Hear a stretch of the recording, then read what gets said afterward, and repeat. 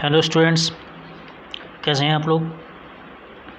Students, आज की class में हम एनसीईआरटी की एक्सरसाइज को सोल्व करने जा रहे हैं। तो एनसीईआरटी की बुक तो सभी के पास होगी, जिनके पास नहीं है एनसीईआरटी की बुक, वो एनसीईआरटी की वेबसाइट है, ठीक है। अपने फ़ोन में गूगल क्रोम को ओपन करेंगे। गूगल क्रोम को ओपन करने के बाद एनसीईआरटी को टाइप करेंगे, ठीक है। इसकी वेबसाइट पर जाकर इसकी वेबसाइट से आप किसी भी क्लास की एनसीईआरटी की बुक्स को डाउनलोड कर सकते हैं, ठीक है। हिंदी में भी डाउनलोड कर सकते हैं और इंग्लिश में भी डाउनलोड कर सकते हैं। तो अगर आपके पास नहीं है तो आप वहाँ से डाउनलोड कर लें, ठीक है। कॉस्ट ऑफ फ्री, बिल्कुल फ्री में डाउनलोड कर सकते हैं वहाँ से। और इसका जो है एक्सरसाइज का मैंने एक पीडीएफ बनाकर उसमें कम्युनिटी टैब में भी डाल दिया है। आप वहाँ कम्युनिटी टैब में जाकर भी अगर डाउनलोड करना चाहें तो वहाँ से भी डाउनलोड कर सकते हैं। तो अब हम इसके न्यूमेरिकल्स को देखते हैं एक्सरसाइज के, ठीक है। और जो थ्योरी पार्ट होगा उसको तो कवर कर ही दिया है हमने इसमें।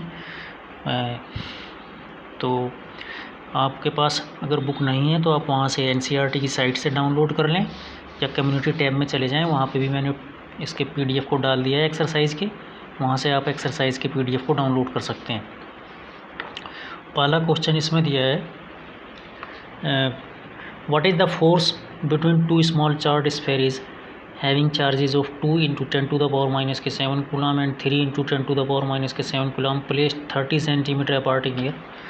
2 into 10 to the power minus 7 coulomb और 3 into 10 to the power minus के 7 कूलम के दो चार्जेज हैं 30 सेंटीमीटर अपार्ट, 30 सेंटीमीटर की दूरी पर एक दूसरे से रखे हैं। तो इनके बीच में फोर्स पूछा गया है कि फोर्स कितना होगा। तो पहला चार्ज है 2 into 10 to the power minus 7 coulomb, दूसरा चार्ज है 3 into 10 to the power minus 7 coulomb. Distance है चार्जेस के बीच का 30 सेंटीमीटर। इसको 10 टू द पावर माइनस के 2 से मल्टीप्लाई करेंगे तो ये मीटर में कन्वर्ट हो जाएगा। 0.30 मीटर में कन्वर्ट हो गया है ये, ठीक है। फोर्स हमें कैलकुलेट करना है। फोर्स कूलम्स लॉ से कैलकुलेट करेंगे। दो चार्जेस के बीच के फोर्स के लिए मैंने बताया था कूलम्स का लॉ लगता है। तो कूलम लॉ से F = 1/4 pi epsilon naught into Q1 Q2 upon R square होता है। 1/4 पाई एप्सिलॉन नॉट की वैल्यू होती है 9 into 10 to the power 9 newton metre square पर कूलम स्क्वायर। और चार्जेस की वैल्यू हमें दी गई है, Q1 की वैल्यू रख दी हमें यहाँ पर और Q2 की वैल्यू रख दी। डिस्टेंस R 0.30 है, इसको 0.30 इंटू 0.30 कर दिया गया। कैलकुलेट करेंगे 6 into 10 to the power minus के 3 न्यूटन। चूँकि दोनों चार्ज पॉजिटिव हैं इसलिए रिपल्सन का फोर्स आ जाएगा। तो ये पहला न्यूमेरिकल हुआ हमारा।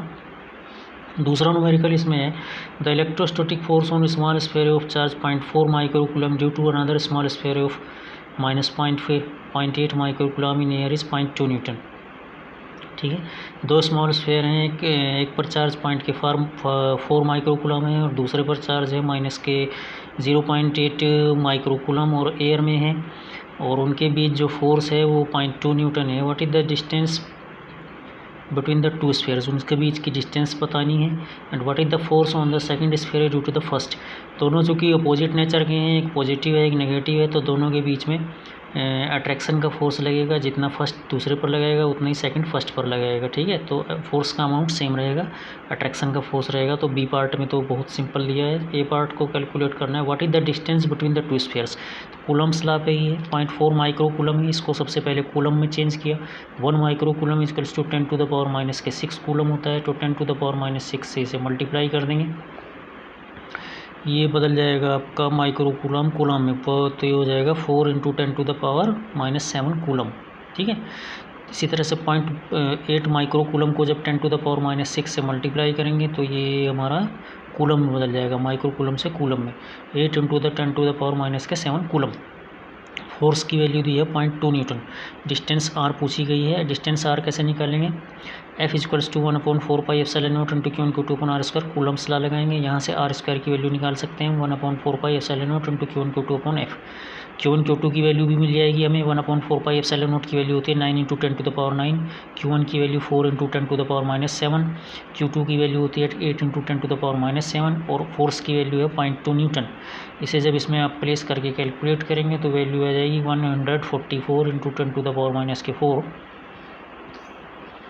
और जब R स्क्वायर की वैल्यू आ गई, R की वैल्यू आ जाएगी square root 144 into 10 to the power minus के 4। जब इसे कैलकुलेट करोगे तो ये स्क्वायर रूट आ जाएगा 144 का अंडर रूट अंडर रूट आएगा हमारे पास इसका 144 इंटू 10⁻⁻4 का अंडर रूट हो जाएगा ये। तो इसका अंडर रूट कैलकुलेट किया जाएगा तो ये आ जाएगा 12 इंटू 10⁻⁻2 मीटर। 10⁻⁻2 को एलिमिनेट कर दोगे, ठीक है। 1 metre equals to 1 centimetre equals to 10⁻⁻2 metre होता है। तो इसे एलिमिनेट करके इसे 12 सेंटीमीटर की फॉर्म में लिख दिया जाएगा। 0.2 न्यूटन ही जो है अट्रैक्टिव फोर्स लगेगा। ये जो बी पार्ट था ये मैंने बता दिया था पहले ही, ठीक है। चलिए तीसरा न्यूमेरिकल पर चलते हैं, तीसरे क्वेश्चन पर। Check that the ratio k into e square upon G into M E M p is dimensionless. हमें ये बताना है कि ये जो हमारा कांस्टेंट है, ये जो रेशियो है, ये डायमेंशनलेस है। डायमेंशनलेस मीन्स इसकी कोई यूनिट नहीं होगी, इसकी कोई यूनिट नहीं है, हमें प्रूव करना है। Look up A table of physical constant and determine value of this ratio. Physical constants की टेबल को देखते हुए ये प्रूव करना है कि इसकी रेशियो की न्यूमेरिकल वैल्यू भी कैलकुलेट करनी है। What does this ratio signify. तो देखो इसमें जो है सबसे पहले हम प्रूव करेंगे कि डायमेंशनलेस है। जी जो है ये ग्रेविटेशनल कांस्टेंट होता है, न्यूटन्स लॉ में हमने पढ़ा था क्लास 11 में। यूनिट होती है इसकी न्यूटन मीटर स्क्वायर पर केजी स्क्वायर। एम ई जो है ये मास ऑफ इलेक्ट्रॉन है, एम पी जो है मास ऑफ प्रोटॉन है, ई इलेक्ट्रॉनिक चार्ज है, ठीक है। और ये स्मॉल के जो है ये कूलम्स लॉ में बहुत एक कांस्टेंट आता है, उसकी 1/4πε0 उसको कहते हैं। इसकी वैल्यू होती है 9 × 10⁹ न्यूटन मीटर स्क्वायर पर कूलम स्क्वायर। तो ये सभी यूनिट्स के की यूनिट, ई की यूनिट, जी की यूनिट, एम ई और एम पी की यूनिट हम इसमें रख देंगे, ठीक है। तो उन यूनिट्स को रखने के बाद हम ये चेक करेंगे कि ये जो है एक डायमेंशनलेस क्वांटिटी है या नहीं है।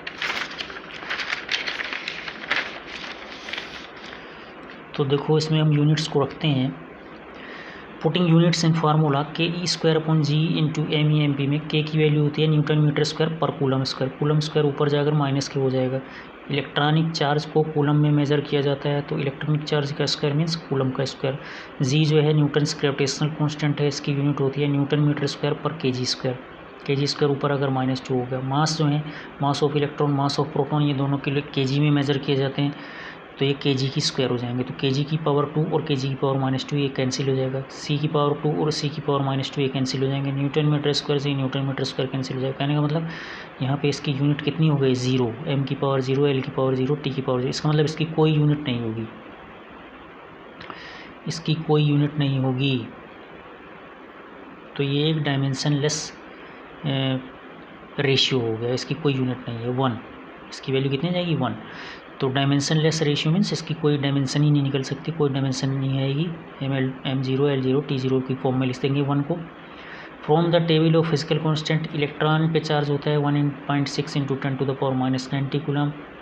ग्रेविटेशनल कांस्टेंट की वैल्यू होती है 6.67 इंटू 10⁻11 न्यूटन मीटर स्क्वायर पर KG square. Mass of electron होता है 9.1 इंटू 10⁻31 kg और मास ऑफ प्रोटॉन होता है 1.66 इंटू 10⁻27 kg। ये सारी वैल्यूज़ उठाकर इस फार्मूले में पुट कर दो। So numerical value of given constant आ जाएगी 9 इंटू 10⁻9, 1.6 इंटू 10⁻19 का स्क्वायर, और नीचे जी की वैल्यू रख दी गई है मास of electron, mass of proton. Calculate करोगे 2.4 इंटू 10⁻39 आ जाएगा इसका आंसर।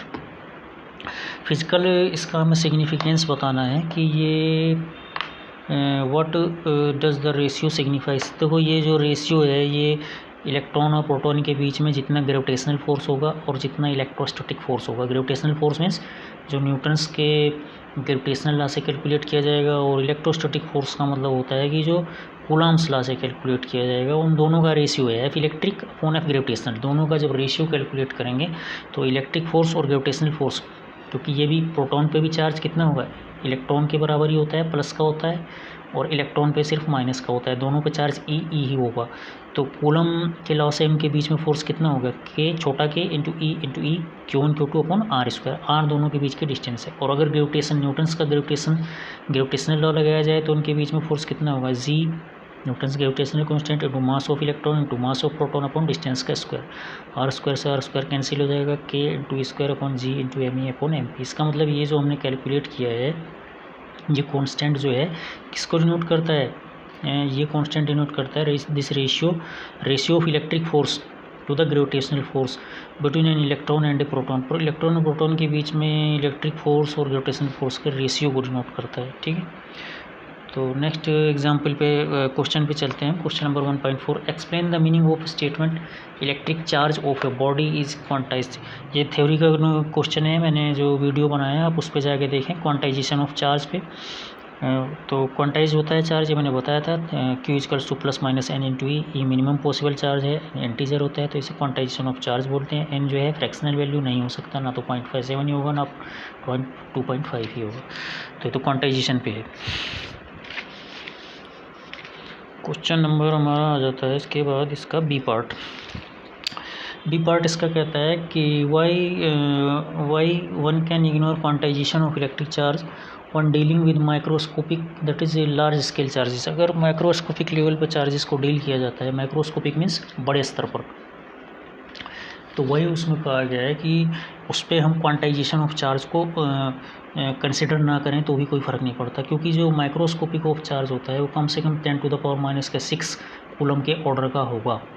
ठीक है, तो इस कूलम के ऑर्डर का होने का मतलब ये हो गया कि इसमें कितने इलेक्ट्रॉन्स होंगे, N equals to Q upon E से, ई से जब इसे डिवाइड करोगे इलेक्ट्रिक चार्ज से, तो इसमें नंबर ऑफ इलेक्ट्रॉन्स आ जाएंगे 6.25 इंटू 10⁻12 इलेक्ट्रॉन्स। तो इतने ज़्यादा संख्या में जब इलेक्ट्रॉन्स हो जाएंगे on 10⁻12 number of electrons, there will be no effect of adding or subtracting 1 or 2 electrons, hence we can ignore quantization of charge in that case।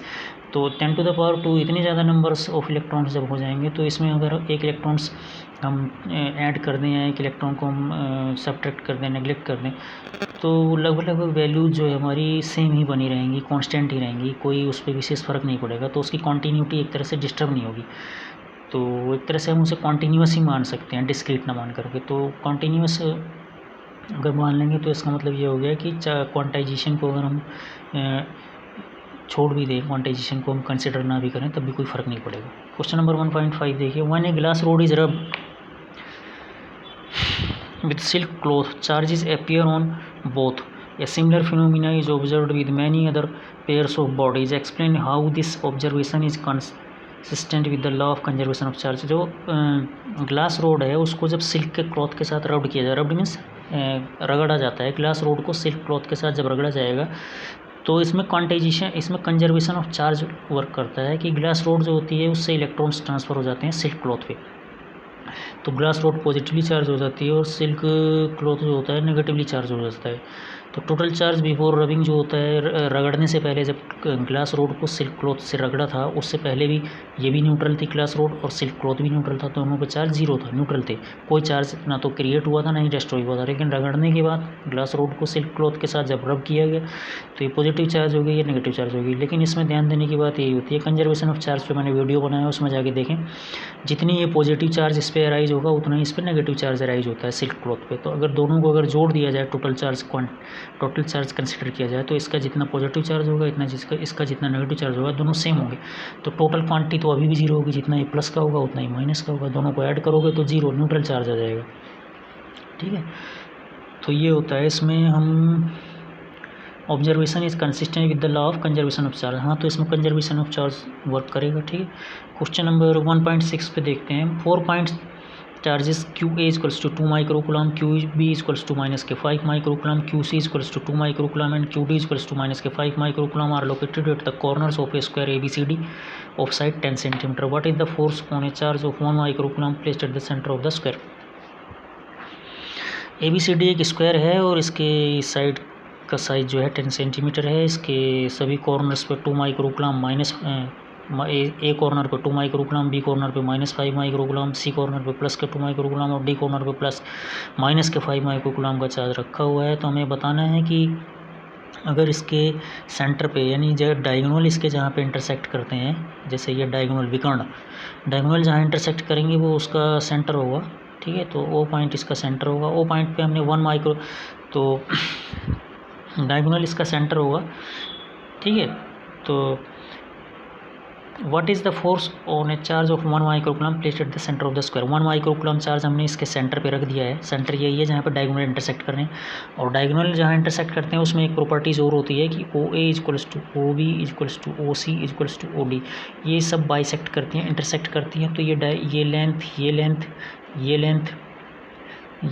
और ये लेंथ ये सब इक्वल होंगे। ठीक है, ये सब इक्वल होंगे, ये इंटरसेक्ट करेंगे तो ये O A equals to O B equals to O C equals to O D हो जाएगा। यानी कि फोर्स की जो, अब देखो ये जो प्लस के 2 माइक्रोकूलम है और ये है हमारा इधर प्लस के 2 माइक्रोकूलम, ये माइनस होगा, ठीक है। ए पे कितना रखा है 2, हाँ सी पर रखा है हमने 2 माइक्रोकूलम, ये माइनस के है। तो देखो इस पे जो अट्रैक्शन का लगेगा, जितना जब डिस्टेंस सेम हो गई तो डिस्टेंस सेम होने का मतलब है कि चार्ज से जब डिस्टेंस सेम हो जाती है r, तो ये फोर्स का फार्मूला होता है 1/4 पाई एप्सिलॉन नॉट, जो डिस्टेंस पर डिपेंड करता है, ठीक है। 4 charges QA QB QC QD are located at the corners of square ABCD of set an, what is the force on a charge 1 microcoulomb placed at the centre of the square. हाँ, तो इस पे कितना force लगेगा, जो 1 microcoulomb हमने यहाँ पे रखा है सेंटर पे, सेंटर जो है डायगोनल के इंटरसेक्शन पे होता है। तो देखो जब ये यहाँ से डिस्टेंस सेम है इसकी, चार्ज C से O की और चार्ज A से O की डिस्टेंस भी सेम है, इसका मतलब यहाँ इन दोनों के बीच में जो फोर्स लगेगा उनकी केवल मैग्नीट्यूड तो सेम होंगे लेकिन डायरेक्शन चेंज होगी। प्लस वाले का तो जो है प्लस प्लस में जो है ये प्लस का है तो इन के बीच में जो है रिपल्सन का लगेगा, ये प्लस माइनस है तो इनके बीच में अट्रैक्शन का लगेगा, इस तरह से। तो देखो टोटल को हम जोड़ लेंगे सुपरपोजिशन प्रिंसिपल से, FA plus FB plus FC plus FD। तो जब जोड़ोगे तो FA और FC जो हैं इनकी, ये FA और FC ये अमाउंट तो इनका इक्वल होगा मैग्नीट्यूड, लेकिन डायरेक्शन अपोजिट होगी। तो FA इक्वल्स टू FC की जगह पे हम माइनस FA रख देंगे, FA equals to minus FC। और FD और FB की जो है इनके मैग्नीट्यूड इक्वल होंगे पर डायरेक्शन चेंज होगी, डायरेक्शन अपोजिट होगी। तो FB इक्वल्स टू माइनस के FD, तो FD की जगह पे माइनस के FB रख दिया, ठीक है। ये कैंसिल कर देंगे, कैंसिल कर देंगे तो हम ये कह सकते हैं कि नेट चार्ज 0 होगा, क्योंकि जितना इनके बीच में रिपल्सन लगेगा उतना ही इधर O और A के बीच में जितना रिपल्सन लगेगा उतना ही O और C के बीच में अट्रैक्शन लगेगा, B और O के बीच में जितना अट्रैक्शन लगेगा उतना ही इनके जो है उतना ही, ये देखो प्लस का है और ये कितना है माइनस के 5 और माइनस के 5। तो यहाँ से जो वैल्यूज़ होती हैं यहाँ से कैलकुलेट करके इसको हम इक्वेट कर सकते हैं। तो सिंपल न्यूमेरिकल है, कोई इसमें प्रॉब्लम वाली बात नहीं है। क्वेश्चन नंबर 1.7 है, an electrostatic field lines is a continuous curve that is a field line can not have sudden breaks, why not. तो इलेक्ट्रोस्टैटिक फील्ड लाइन्स होती हैं, मैंने फील्ड लाइन्स पढ़ाई थी, तो फील्ड लाइन्स में मैंने बताया था कि किसी पॉजिटिव चार्ज के चलने का पाथ होती हैं। तो पॉजिटिव चार्ज का जो चलने का पाथ होता है वो कंटिन्यूअस होता है, इसलिए इलेक्ट्रोस्टैटिक फील्ड लाइन्स भी जो होती हैं वो कंटिन्यूअस होती हैं। That is a field line can not have sudden breaks नहीं होता इनमें, ठीक है। तो positive test charge moves on a continuous electric field line, ठीक है, इसी वजह से ये electrostatic field lines are continuous. Explain why 2 field lines never cross each other at any point. 2 field lines cross नहीं कर सकती, क्योंकि अगर मान लो ये एक AB ये है, ये AB और ये CD हैं, ये क्रॉस कर रही हैं, तो पॉइंट P पे अगर क्रॉस करती हैं तो 2 टेंजेंट खींची जा सकती हैं। 2 टेंजेंट खींचने का मतलब है कि पॉइंट P पे इलेक्ट्रिक फील्ड की 2 डायरेक्शन हो जाएंगी और इलेक्ट्रिक फील्ड की किसी एक पॉइंट पर जो है केवल एक ही डायरेक्शन होती है।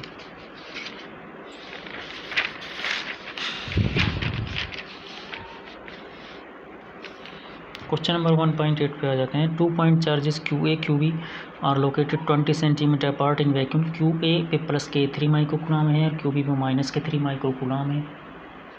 इनके बीच की डिस्टेंस 20 सेंटीमीटर है। मीटर में चेंज करोगे तो 0.2 मीटर आ जाएगी। 10⁻⁻2 से मल्टीप्लाई कर दोगे। हाफ डिस्टेंस पे पॉइंट O है, 0.1 मीटर पे आ जाएगा, ठीक है।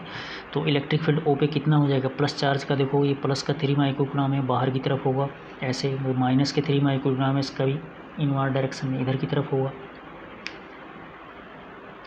ठीक हो गया। तो अब electric field due to charge plus के 3 microcoulomb at O E1 equals to 1/4 pi epsilon naught Q/r²। Point distance point charge से जितनी डिस्टेंस है उसका स्क्वायर कर देंगे। इसकी वैल्यू हो जाएगी 2.7 × 10⁻6 न्यूटन पर कूलम। डायरेक्शन होगी O to B। इसी तरह से नेगेटिव वाले के लिए निकाल लेंगे 1/4 pi epsilon not charge upon distance का स्क्वायर 2.7 × 10⁻6 न्यूटन पर। दोनों एक ही डायरेक्शन में O to B। तो प्लस का बाहर की तरफ होता है प्लस से, तो O पे बाहर की तरफ होगा। माइनस का भी क्या होता है, माइनस का टुवर्ड्स द चार्ज होता है तो इसका चार्ज की तरफ होगा, दोनों जुड़ जाएंगे तो टोटल कितना हो जाएगा, रिजल्टेंट इलेक्ट्रिक फील्ड एट हो E1 प्लस E2, दोनों को जोड़ दोगे रिजल्टेंट इलेक्ट्रिक फील्ड आ जाएगा O2 B डायरेक्शन में।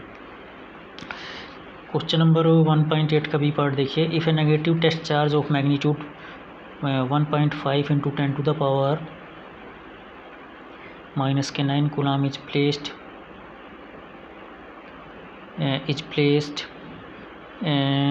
Eight this point, what is the force experienced by the test charge. अगर इस पॉइंट ओ पे नेगेटिव चार्ज रख दिया जाए 1.5 into 10 to the power minus के 19 कूलम का, ठीक है, यही तो कह रहा है 1.8 का B part. If a negative test charge of magnitude 1.5, हाँ 1.5 into 10 to the power minus के 9 coulomb is placed at this point, what is the force experienced by the test charge. Test charge से कितना force experienced किया जाएगा। अगर यहाँ पे हम रख दें 1.5 into 10 to the power minus के 9 कूलम का टेस्ट चार्ज, तो उस पर कितना फोर्स एक्सपीरियंस्ड किया जाएगा। तो F इक्वल्स टू होता है E equals to F upon Q से F equals to Q into E। तो Q की वैल्यू ये हो गई, E की वैल्यू इलेक्ट्रिक फील्ड हमने कैलकुलेट कर लिया है इस पॉइंट पे 5.4 into 10 to the power 6 calculate करेंगे 8.1 into 10 to the power minus के 3 न्यूटन। क्वेश्चन नंबर 1.9 है, system has two charges QA equals to this and QB equals to minus के 2.5 into 10 to the power minus 7 coulomb located at points 0, 0 minus 15 centimetre and 0, 0 plus 15 centimetre respectively, what total charge and electric dipole moment of the system. तो 1.9 में देखते हैं, देखो diagram देखो, इसको x axis है, या वाई एक्सिस है, जेड एक्सिस है, तीनों परपेंडिकुलर होती हैं एक दूसरे पे। ये जो माइनस वाला चार्ज है -15, ये जेड कोऑर्डिनेट नेगेटिव में है, इसका मतलब ये जेड एक्सिस की नेगेटिव डायरेक्शन में है। इसका जेड कोऑर्डिनेट पॉजिटिव है, इसका मतलब ये जेड एक्सिस की पॉजिटिव डायरेक्शन में।